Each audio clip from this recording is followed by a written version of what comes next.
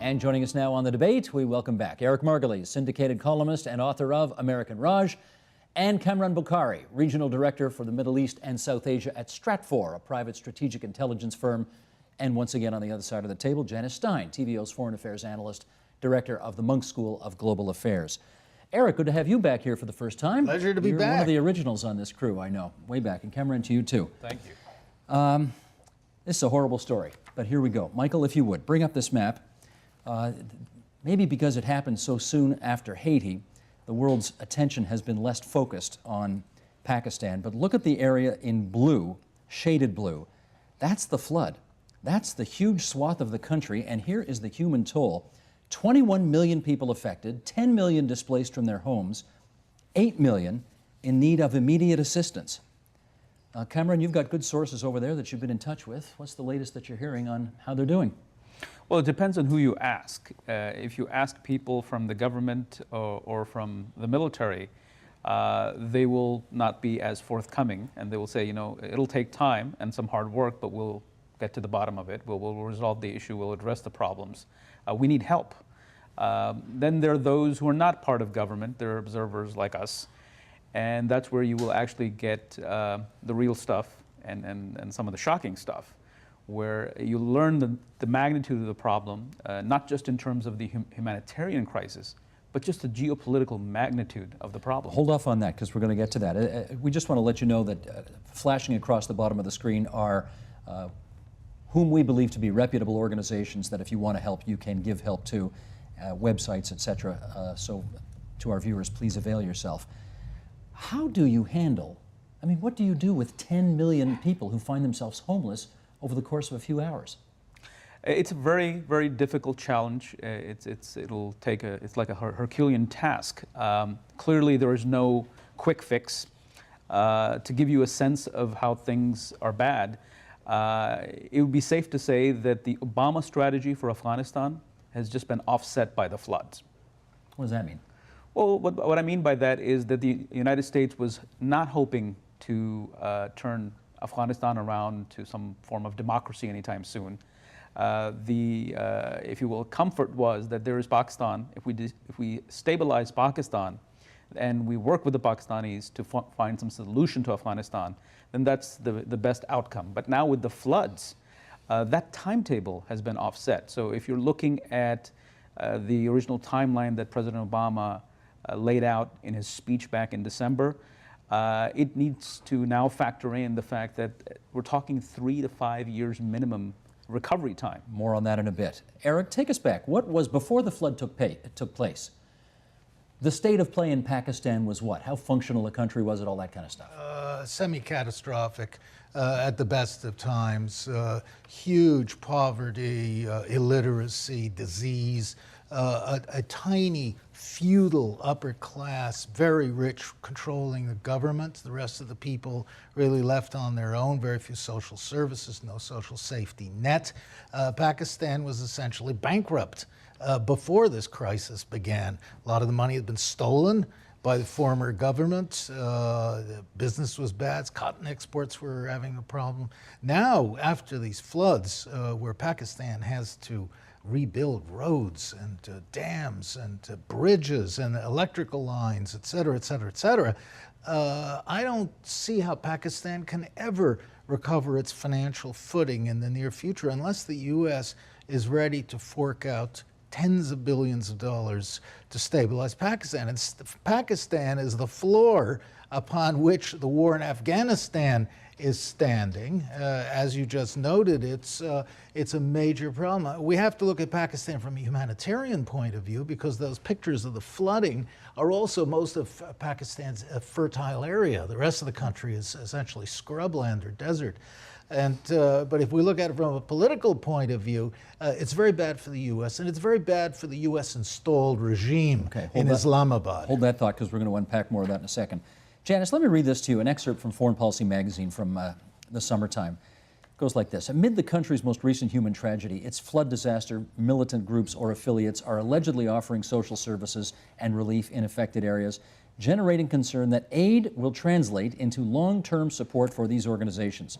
But while no substantial evidence exists to suggest that militants will seize control in Pakistan, fear inside Washington among experts and policymakers suggests that terrorists might seize the country's tribal areas, a concern that would turn back the clock on U.S.-Pakistani counterterrorism efforts. That's the stuff we've been sort of alluding to here so far. Do you buy this? No, I'm skeptical of that argument, actually. And I'm skeptical of it because, for reasons that Eric and just mentioned, there is really the level of disorganization, dislocation from these floods is virtually impossible for Canadians to understand.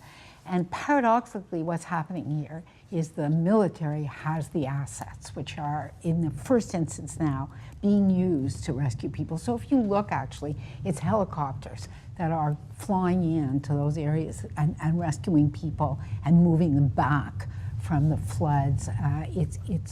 We're getting a lot, to the extent that we're getting humanitarian assistance in, and it's not enough, and that's a whole other subject of why it isn't enough, but it's being delivered. The capacity of local organizations on the ground, of whatever political conviction they are, to deliver assistance, extremely limited. They don't have access to what they actually need. It's coming in from outside. It's being, paradoxically here, delivered with the assistance of the one functioning organization in Pakistan now, which is the military. That's the military. That's right. So anybody who sees this as a great political victory or great political opportunity for the Pakistan Taliban, I think that that's an oversimplistic Cameron, analysis. do you want to challenge that at all? No, not at all. I actually agree with Janice. There is this tendency to say, oh my God, the Taliban are going to take Right. advantage of the floods. That's not happening, because when you look at the information that's trickling in reports, you're looking at an array of groups. Some are political Islamists. Some are just madrasa people. Some are definitely organizations, terrorist organizations like LET and their front organization. What's LET? What is it? Lashkar-e-Taiba, the group that was responsible for the Mumbai attacks, and the charity that's affiliated with Lashkar-e-Taiba, Falah-e-Insani, it used to be called Jamaat al-Dawa until Mumbai, they're playing a huge role in terms of providing relief. But we have to put all these organizations into perspective. LET or any of its other affiliates are not waging war against the Pakistani state. The people who are waging war against the Pakistani state, called the Pakistani Taliban, or TTP, the acronym for their organization, they don't have the capability, the wherewithal, the machinery to provide relief at a public level. They're a clandestine organization. They operate below the surface. That's exactly right. Is there any evidence that the military has been able to penetrate into the areas like the Northwest, where the Taliban is allegedly or supposed to be in control, and that somehow, I don't know, that support for the militants is being shown because the militants are being able to support the people the most? Well, the military certainly has penetrated the ISI, Military Intelligence, the Intelligence Bureau. They've got agents everywhere, and everybody's double and triple dealing in that part of the world. But we see in Pakistan, never mind terrorists. You know, I'm so tired of this terrorist militants, terrorist dogs, terrorist tribes, terrorist babies, terrorist motorbikes. They're all, let's stop using this word. What language you want to use? It's a propaganda term. Let's call it rebellious tribes on the northwest frontier, the way the British used to call them, which they really are. Yes, there are some real terrorists sprinkled in them. There are some other angry fanatical groups, but terrorism puts our thinking in the wrong direction. There are Islamist groups in Pakistan that cause great consternation in Washington because they are doing what Islamist groups have done in the Middle East, and that is they are providing basic social services and help in the times of disaster and hardship, a social safety net, widows, orphans, rebuilding apartments. Does that translate into support? Hamas, Hezbollah doing exactly, and it translates into a lot of support because nearly all the governments, US-backed governments of these countries in the Muslim world, provide no services to their people. All they do is squeeze them for taxes and terrorize them into obedience most of the time. And of course these governments are unrepresentative, and these social groups of the Islamist militants are really the voice of the people in these countries. You know, let's look at one particular area of the country, and I think it's interesting to focus just on the Swat Valley for one moment, because that's the area where the Pakistan military launched this major... Remind everyone where that is. On your map, Mike, can you find it? Look, she's directing the show now. This is great. Okay, let's see. Michael Smith, if you can bring up that map. He tells me it's coming. Is it coming? And you can remind everybody where the Swat Valley is. There we go. What's the quickest? He's good, eh? He's good. Look how really quickly he good. responded. There it is. It's up in the hills. It's up in the hills It's up in the in the north. To the left. It's To the left. northwest of Northwest, Islamabad. exactly. Northwest of Islamabad. And Good. that was the area where the Pakistan military launched its major offensive against the Pakistan Taliban 2 years ago. So when you looked at the flooding, you know, interestingly enough, Eric, not a lot of local groups actually working on the ground capable in an emergency like that of providing emergency assistance. You know, just as an aside for a second, this is a highly professionalized activity, emergency, in these kinds of draconian conditions. You need biscuits, you need to get clean water, you need tents in massive numbers. The local organizations don't have that kind of capability. So on television, on Pakistani television, what did you see? You actually saw the same military flying in and dropping those kinds of assets in the Swat Valley, which says to me this is a far more complicated picture Janice, than really we in would have thought. Pakistan, the real government of Pakistan is the military. It always has and been. it's It the always has civilians been. are just a bunch of straw men. And the military did do its best to rush to the rescue, but as you say, roads were washed out. They Everything. didn't have reserve supplies. They did the best they could, but the Yeah. best is not enough. You know, if you think about this is a stimulus opportunity, which is the only positive way I can think about this. You talked about rebuilding all the bridges, roads. If in fact there is a sufficient flow of dollars that comes fundamentally from the outside, this is a huge opportunity in a way. For whom? For Pakistan and for whatever we consider the state to be in Pakistan, but for the engineers and the road builders, which are fundamentally military, who are going to have to Are you talking about a rebuild. Marshall Fund type thing? I'm talking about essentially a Marshall Fund type initiative, which will go largely to the Pakistani military. So my question for you, Cameron, is if the United States responds in a significant way with, as they used to say, men and materiel and dollars and... Not men. No? Not men. You But don't need is there an any- Blackwater road builders, Yeah, no, I could thank see you. it. They don't call it that Thank anymore. you. Is there an opportunity here for the United States to improve its image in the region by helping? Yes and no. There are lots of intervening variables that we need to go through the entire mechanics of how this aid will come. First of all, as Eric noted, that Pakistan was already getting aid. The United States had already, prior to the floods, given a $7.5 multi-year billion-dollar package. It was facilitating the $11 billion IMF fund, the IMF loan that came in to stabilize the economy. This is pre-flood. So there is a certain exhaustion as well. I mean, and there aren't that many funds to go around to begin with. Let's say that we do get a decent amount of fund, and today there are reports that as much as $261 million is what the United States will be giving to Pakistan. That's really small.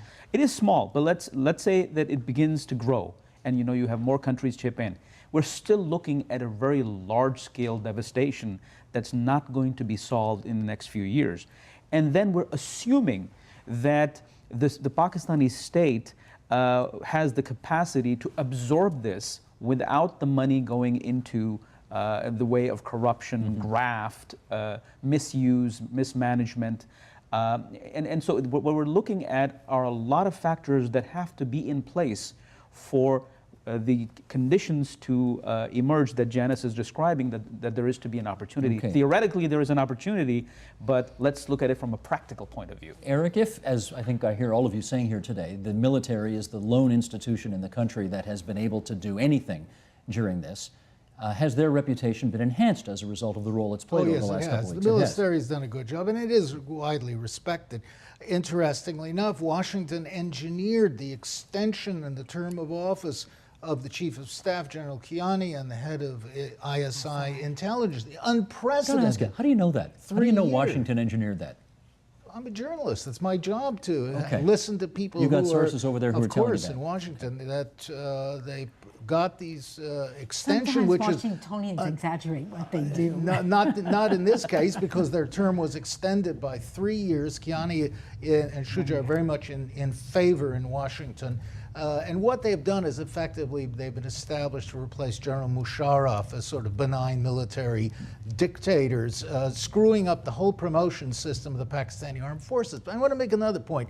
While this is going on in Pakistan, Kashmir is boiling. There's been a rising against Indian rule, and this the world's oldest and most dangerous confrontation between India and Pakistan, both nuclear states. There's a scenario that's very dangerous in this. If Pakistan goes unstable and the situation gets worse, look, Karachi is completely out of control, the biggest city. You have the precedent of 1970, when East Pakistan, today Bangladesh, where there was an uprising against Pakistani rule, against the West Pakistan Army. The Indian intelligence service, RAW, RAW, created a Bangladeshi so-called guerrilla liberation force named the Mukti Bahini, if I recall correctly, and they staged an uprising, fought the Pakistani army, and then India intervened militarily and tore East Pakistan away from Pakistan, set up the independent state of Bangladesh. So what's the corollary here? Could this happen in Pakistan? If there's wide-scale unrest in Pakistan, there is a chance that India might do exactly the same thing again. It's a great temptation. I'm not saying it will happen. But for India to destroy Pakistan is something that a lot of Indians think about. Cameron, you buying? No, because with all my respect to Eric, I would respectfully disagree because for India, this situation is a nightmare. That's right. They don't want the troubles that the Pakistanis have.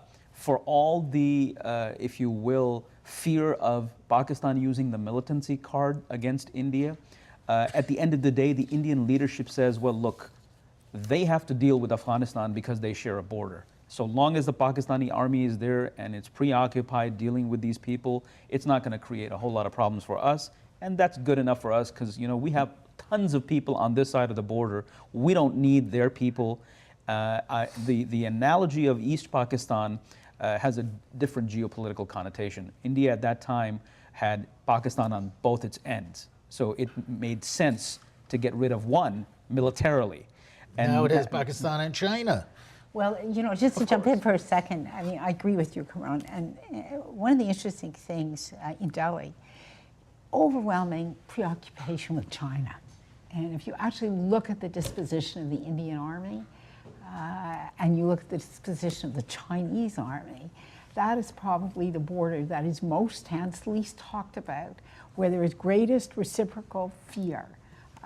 And for the government in Delhi, they are actually now invested in the stabilization of Pakistan. It's almost a South Korea, North Korea situation, where for them the greatest nightmare would be a destabilization of Pakistan, because they do not fear Pakistan. They fear the instability that could come from Pakistan. Two nay votes, Eric. I'm going to give you another shot to go back at it to try to convince them that there are some mischievous people out there who may want to learn how to draw new lines on a map. You're saying they would seize Kashmir, is that right? Well, India would very much like to seize the Pakistani portion of Kashmir. And well, as for India not wanting to be involved in more messes, it's charging into Afghanistan full tilt. It's spent $1 billion for a very poor country over the last couple of years in Afghanistan. And in the mentality of Indian defense officials who I talk to from time to time, they are primarily concerned about Pakistan, also as a henchman of China, which increasingly worries me. My first book, War at the Top of the World, was about a war between India and China, so I do follow this topic. And we cannot underestimate the reflex hostility between India and Pakistan. They're still out to get each other. Pakistan still wants to destabilize India through Kashmir, and India destabilize Pakistan through destabilizing the different turmoil See, I really regions think there. the people I talk to in India, they've moved beyond this. That's not where they are. They've really moved. There really is a new India, and the leadership, especially the current government in India, represents that new India. They've moved beyond this. They are worried about China, and they're worried about China for a whole variety of reasons. I don't want to take us off topic, but they pay attention to Pakistan as something in their rear, and it's, oh my God, we don't want this instability. We don't want this boiling over border. Let me ask you this. The Indians have 500,000 soldiers deployed in Kashmir against Pakistan. You tell me that they're not concerned with Pakistan? Is it possible you two are talking to the same people, but they're telling you different things? No, I don't think so. Okay, Kamran. What you I would come like in. to add here is that, and I would add to what Janice is saying, is that from the Indian point of view, they're operating in a different league now. They're playing major league. At least they're trying to. Pakistan is not, is what you're saying. That's Pakistan right. doesn't fit into that frame. From their point of view, Pakistan is a problem that they wish they didn't have That's right. because it's holding them back. They find themselves as part of an elite club called BRIC, Brazil, Russia, India, China. Don't put Pakistan at the beginning of that acronym because there will be problems beyond which you can't imagine. Let me try this. We understand the angle that you've just referred to here. But Janice, what is the likelihood that the Pakistani government just will not survive? Well, you know, it's really interesting because, again, talking to my friends, and I hope we're talking to the same friends on this one, Eric, there is a feeling that's quite widespread that the Zardari government does not survive this. 3 months, 6 months, and what inflamed people was the Prime Minister's visit to Europe at the beginning of this flood. I mean, that is still something that is being talked about. The shoe in London. That's right, the shoe in London. The kind of tin ear that he has, that he would leave in the middle of these floods and go for what was frankly an unnecessary diplomatic visit. Zardari we're talking here? It's the Prime Minister Zardari. Okay. So the real question is, who's after him? What's next if you follow this line of argument? And here the chattering classes in Karachi, and there's a little different in Karachi and Islamabad, have somewhat different stories to tell. And they're isolated, I think, from the people on the ground that are really experiencing the suffering. They're in the big cities, they're insulated. So some actually hope that Nawaz Sharif, that he will in fact get his political act together. That's the leader of the... Where's he hanging out now? He's Saudi in Arabia? Lahore. No, He's in Lahore. Okay. He's in He's Lahore. in I'd the like to country. comment. I interviewed him extensively. Yeah, and they hope back. that he will take over And rather than the military. He is not. He is not a modern Pericles. I can tell you that. He's a former prime He's minister, isn't he? underwhelming. Yeah, he was a former prime Yeah. minister. He had a difficult prime ministership. But the problem is that Washington doesn't want him and is doing everything possible to block him becoming a legitimate And the prime military minister. doesn't want him either. Because, And the military but doesn't primarily want him. because he's considered to be a little sort of Islamist or pro-Islam. Anyway, he does not support the war in Afghanistan, and for Washington, this is an absolute no-no. So they're raising all kinds of roadblocks to the Nawaz Sharif taking over as a legitimate democratic replacement for the totally discredited Zardari.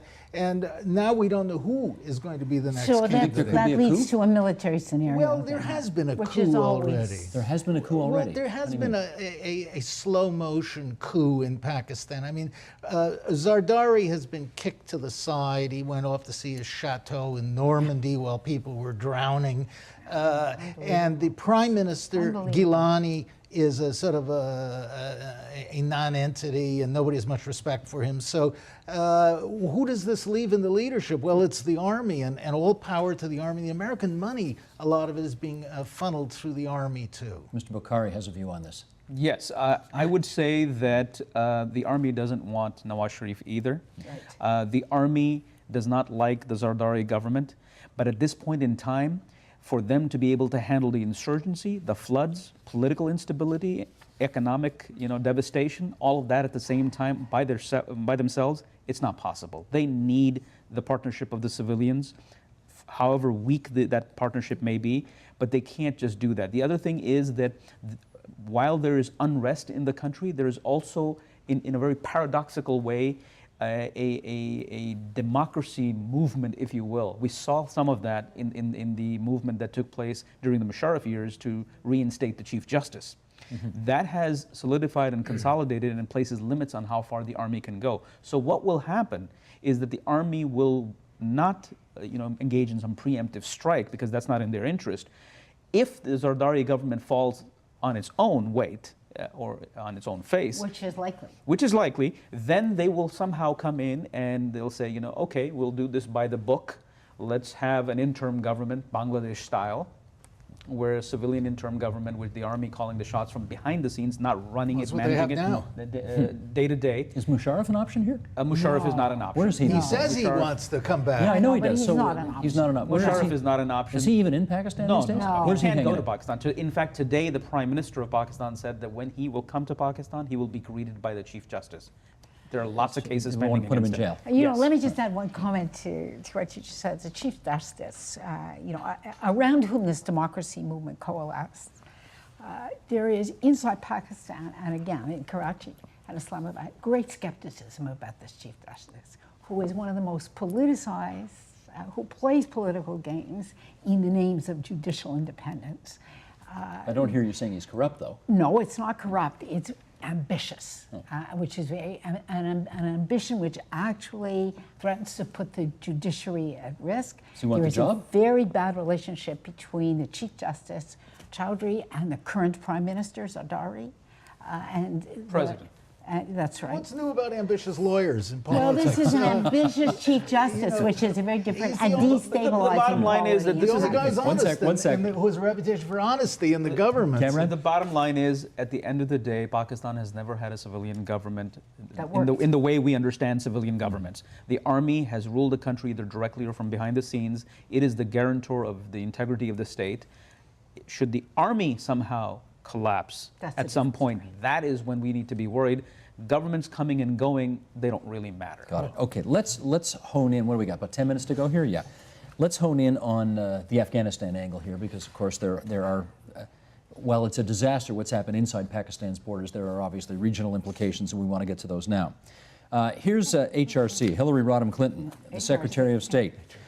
In Pakistan, our efforts are vital to success in Afghanistan, but also to our own American security. We've made it a strategic priority to strengthen our partnership with the Pakistani people. Cameron, why could this flood in Pakistan unravel the current U.S. strategy in Afghanistan? The idea was that, look, you're never going to turn Afghanistan into Wisconsin. That's not happening in another 100 years. So what is the way to solve this problem? Well, the way to solve this problem is to get Pakistani assistance in the form of political negotiations, in the form of intelligence, to take out incompatible Taliban that are not compatible with the strategy of negotiations. And of course, Al-Qaeda that's based in Pakistan.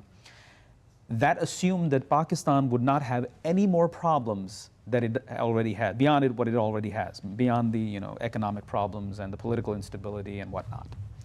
Now come the floods. The floods have diverted the focus of the Pakistani state, and for a very long time. Of course, it doesn't mean that they've pulled people away from counterterrorism efforts and whatnot, but we're looking at emphasis of a state. We're looking at the direction in which a particular state focuses on for a given period of time. And I already mentioned this flood is not going away. Its ramifications are not going away next month or the years after. Yeah. So the Pakistanis are preoccupied, and therefore that offsets the American calculus for Afghanistan. President Obama wants to be done in some shape or form, it is undefined, by 2012. I just don't see that happening. You know what, Cameron? I disagree with you from this perspective. There was never a U.S. strategy in Afghanistan. To talk about 2011 was a pipe dream. So I find it difficult to Well, would you agree that to the extent there was a strategy? There wasn't. Well, to the extent there was anything, I mean, they're there, this affects it, no doubt. Well, it's actually interesting because I was more skeptical than others about the capacity of the U.S. to make a deal with Pakistan, which would be meaningful on the ground. Pakistan has deep strategic interests in this part of the world. And it's been expert over the years in saying one thing and doing another. And it wasn't at all clear to me that the Obama administration, more than any other administration, had the capacity to get the Pakistanis to change what they're doing on the ground. It wasn't so much changing. It was sort of accommodating each other. They're saying that, okay, you have interests. We understand that. Can you work with us? So, for example, who are the good and the bad Taliban? everybody has their own definition of what is a good or a bad Taliban. The Pakistanis have their perspective. The Americans have what is called I'm sorry, I'm forgetting the name, that the terminology that was used, the compatible and the incompatible. So what we have is a situation. Dead or alive. What we have a situation is, can we come to an agreement? So, for example, the Haqqani network is a big issue because, from the American point of view, that is too close to Al-Qaeda. From the Pakistani point of view, They're very different. they're very different. So these were the situations pre-flood. Okay, let me get, I haven't The heard only Eric's good take on the flood. Taliban is a dead Taliban. You're channeling George W. Bush again. Yes, I right? am. Yeah. Look, the International Institute for Strategic Studies in Yes. London, the world's leading military think tank. I happen to be a member. One of the In my world's. view, it's the world's leading One of. military, and it has been for 20 years. Just came out with a major bombshell report on terrorism in Afghanistan. It said that the whole threat of terrorism, the beating the drums about, has been exaggerated, that the threat from Al-Qaeda has been exaggerated, and that the best thing The CIA said that. the best thing that the U.S. could do, and this report was prepared by the deputy director retired of MI6, Britain's Foreign Intelligence Service. Best thing NATO and the U.S. and Canada could do is to pull its troops, or thin out its troops, pull its troops back into the big cities, and abandon the South to Taliban. Let Taliban do its own thing down there. It's not a threat. Leon Panetta, the CIA director, said his estimate, there are only 50 members of Al-Qaeda left in Afghanistan, maybe Pakistan too. It is absurd that we are reinforcing. The Americans now have 120,000 troops in Afghanistan. Doing what? Chasing who? They can't find, on the 9th anniversary of 9/11, Okay, they but how haven't does- found bin Laden. Understand, how does the flood have an impact on all of that? Because the flood just shows how disorganized and screwed up Pakistan is. If the Americans wanted to use the Pakistani army to go and fight the Taliban and keep American control over Afghanistan, it's not going to happen. Pakistan doesn't want it. And now over 90% of Pakistanis and polls say that America is the #1 enemy of Pakistan. In other words, as long as this mess goes been the on, case for years, well, it's getting worse though. We're breeding enemies there faster than we can kill them with Predator drones. I think if you go into the latest Pew report, I don't have the numbers off the top of my head, but there is a certain nuance if you go into certain areas. So, for example, if you poll in Punjab, the core province, you get a slightly different view in terms of anti-Americanism.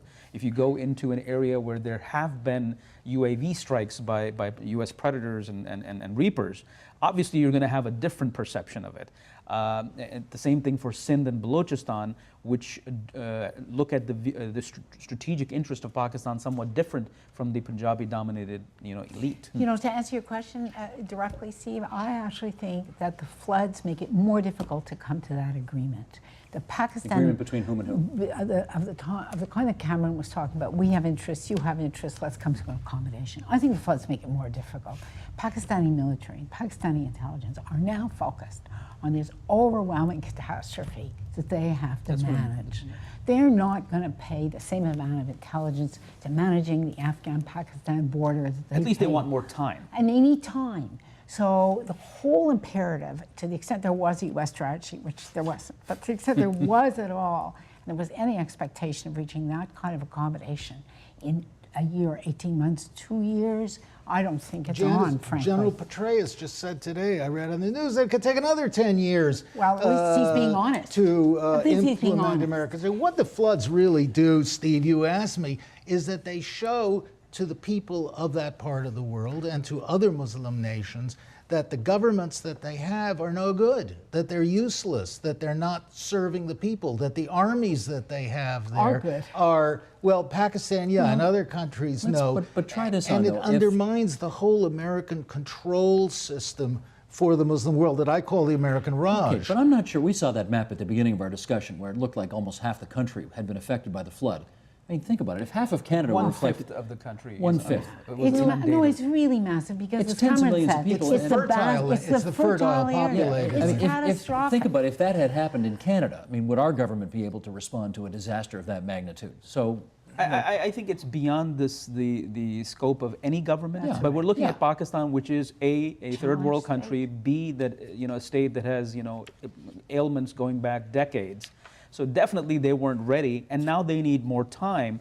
And from the problem is, as Janice was pointing out, that even before the floods, the Obama strategy, which she says there was no strategy, was in keeping with the political calculus in Washington. That's right. With 2012's re-election. So if you look at how the speech of the president, it was, well, I want to be able to do this in a way that it doesn't upset my re-election in 2012. That just doesn't work. And now it doesn't work, at all. It's interesting because Eric just talked about it. There is obvious daylight between the president on the one hand and General Petraeus on the other. And it's becoming apparent when you listen to the two of them. There's been a revolt. I thought Petraeus was incredibly insubordinate when Well, he that's right. lectured There's a Obama about I just call that pullout daylight. date. He should have fired Petraeus, Fired the as he previous guy. fired McChrystal too. I mean, the military is up in revolt. Last 30 seconds to you, Eric. Analysts have been fearing a total collapse of Pakistan, over the past few years as a result of everything we've talked about here now. Is that more likely given the floods as well? I think Pakistan is like a big pile of wet dough. It's not really collapsing. It's just sort of sinking down and getting worse and worse. Things are so bad. If the Pakistani army is smarter than the Democrats, it doesn't want to take complete power in this mess, That's whereas the right. Democrats jumped in and inherited the Bush mess, and now look where they are. We'll see where they are in November. There we agree. Maybe we have consensus agree. on that. Okay, thanks to Janice Stein and Eric Margulies and Cameron Bukhari for this discussion on the floods in Pakistan and the ripples there beyond. Thank Appreciate you, it, everybody. great helmsman. Thank you, sir. All right.